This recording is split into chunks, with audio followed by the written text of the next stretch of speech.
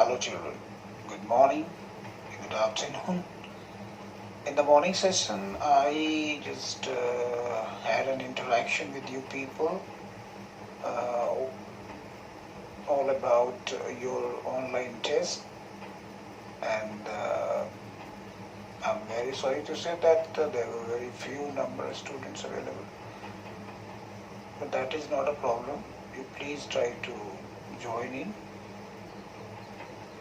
Now, the last turn in my video, I was talking about fire and ice. So today, once again, I'm going to discuss certain literary devices, or you can say poetic devices, which are left from the poem Fire and Ice.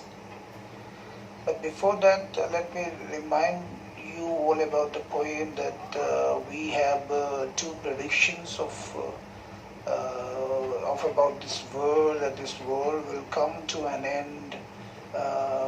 Some say in fire, and some believe in ice. When we say ice, we start considering ice as hatred, as suggested by poet. And when we consider fire, we immediately we simply jump to the word desire. If we are always desiring for more and more, that means what? We will create a mania in our minds, in our mindset. We will keep on owning things again and again, and obviously that will create a greed in our minds, in our mindset. And that is very destructive on the one hand. On the other hand, we have the ice, which is hatred. Suppose if someone is having a lot and the other one is not having, so there is a gap, and that gap will create a misunderstanding, a kind of conflict among humans, and that will also be a cause of destruction of this world. Well, finally we came to know that the poet favored those who are, or those who were with fire, those who believe that this world will come to an end in fire because of desire. So now just consider, if I talk about poetic devices or say literary devices, both are same. Like in poetic devices or literary devices, we have figures of speech, as I told you earlier in the first poem also, and then we have rhyming scheme or rhyming words, something about the some central idea of that particular poem. So in this particular poem, well, as far as central idea is concerned, we have already discussed that this is nothing but a kind of a message that if you keep on,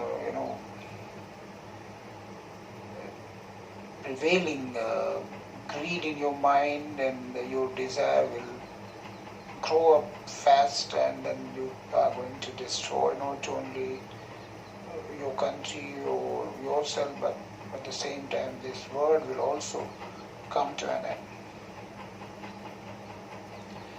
And likewise hatred also. These are the two nasty things which will destroy this world. This was the prediction of the poet in the beginning, or through his poem. This was the message, or this was the central idea of the poem. So central idea is there, then comes figures of speech and rhyming scheme or rhyming words. Before we go into the figures of speech, let us find out the rhyming scheme of the poem. So just have a look, the last word of each line. Try to give them alphabetic. Alphabetically you can give them, you can put their letters. Like fire, just go with a very first alphabet, that is A. Give it to A. Again we have ice, which does not match with fire, so there we can put a different alphabet in consecution, in sequence we can give it to B. So A, B, again for desire which matches with fire, so we are going to put there A. Again fire that matches with fire, desire, so again A. So in the first stanza what do we have? A, B, A, A. We'll pair up later on. Now in the second stanza, just consider ice, choice. Ice was given B, so we'll give here B. Again hate, it's a new word, new sound we have, so we can, and it does not match with the toys or fire, so we can write here C. Again ice matches with toys, that was given B, like in ice, so B, should be B. Again great matches with hate, it was given C, so it should be C. And last we have suffice. Suffice matches with ice, so again we can put here ice, so we can put here B. So now we can say that we have the rhyming scheme dash A, B, again A, again B, C, again B, C, and finally A. So this way you can, by pairing up, you can show rhyming scheme of this poem. This was under literary devices or poetic devices which are present here. Again we have personification. If you consider fire and ice. Fire is equated with desire, and ice is equated with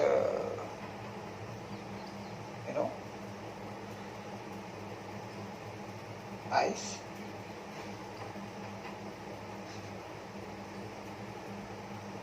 Hatred. So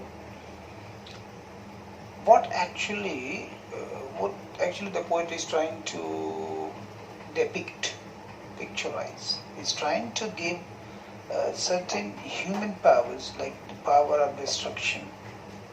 Well, we human beings, we do destroy things. We have got mind. So poet has given fire by equating it as desire with mind of people. It is our mind that is destructive. Again we have ice, which is hatred, that also destroys. So what do we find? That we have a personification under parts of speech in this particular poem. Both mind and power, both are powerful. Our mind is powerful and ice is powerful. Ice here stands for glaciers. Glaciers are melting down. So it is possible that this world will come to an end because of glaciers, melting glaciers, because of water, because of ice. So personification is there. Then we have enjambment. Enjambment, like if you just focus on the last three lines, to say that for destruction, ice is also great and would suffice. And then we have a full stop. So we have three lines in a continuation without any comma or dash, nothing is there. So there, what do we find? That it's an example of enjambment in personification. In figures of speech. Again, if you see the word like, if you consider the fourth line, I hold with those who favor fire. all those who fear fire. What do we get there? There we get a sound O, that is a vowel sound. O. So that is there, so that represents anaphora. Anaphora is there. It is also one of the figures of speech.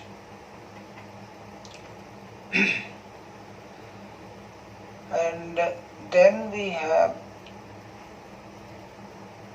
some typical words that I've already taken up on the last turn, especially perish and destruction and suffice. And I've told you the meanings also.